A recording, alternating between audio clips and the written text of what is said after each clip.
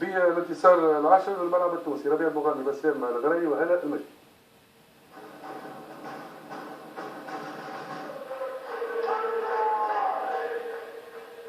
الملعب التونسي يبحث على وضع حد نزيف النقاط وتحقيق انتصار اكثر من مهم للخروج من قاع الترتيب.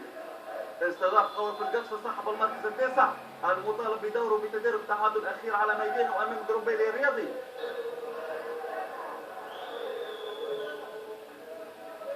الملعب التونسي ومنذ البدايه كان اكثر اصرار على الخروج بنقاط الفوز، والثنائي الشهودي والعاضي بحثوا على الاطراف للضغط على دفاع القوي، لكن الفرصه الابرز كانت لفائده ابناء المدرب خالد بن يحيى وحمدي القصراوي بامتياز يتصدى تسديده امين السيف.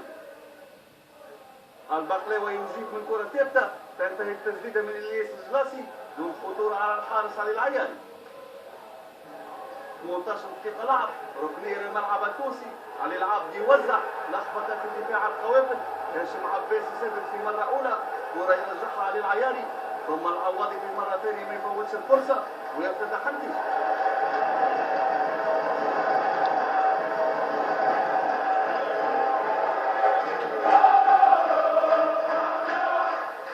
هدف رد عليه قوافل القفصه بدون محاولات، بمناسبه اولى للحارس حمدي القصراوي بارتماء بعد اختر، بمناسبه ثانيه تسديده امين الكيفي مره جانبيه بقليل.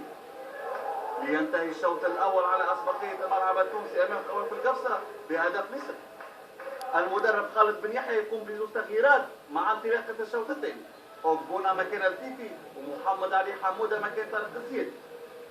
وفي الحقيقه ورغم التغييرات فإن القوافل لم يقدم شيئا كثير من الناحية الهجومية، باستثناء تسديدة حسين الجني واللي كانت تفاقد الحارس القصراوي.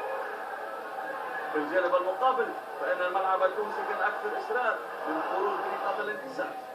الياس الجلاسي أبرز عنصر في تشكيلة البقلاوة بعد عمل فردي ممتاز يسدد ويباقة الحارس على العيان. لقيت العابدي معناها حال مشيت بها، لقيت لون قدامي معناها شوط، وفقني ربي، ان شاء الله نكملوا هكايا وان شاء الله من احسن لاحسن الستار. الملعب التونسي اذا استحق الانتصار امام قوافل القفصه الذي لم يجد الحلول امام فريق كان اكثر عزيمه واصرار. لينتهي اللقاء بانتصار الملعب التونسي امام قوافل القفصه بهدفي نصف، ورابع انتصار للبقلاوه خلال هذا الموسم. نحب نقول حاجه شباب مبروك سي على ستاد الميزان اليوم الربح هذا. خلينا نقول سي ان ديبار نوفو شامبيونا تحل قدامنا، لكن هذا سي ان ديبي، مازال قدامنا معناها ثنيه طويله وصعيبه لازم الناس الكل تخدموا وان شاء الله ربي يوفقنا.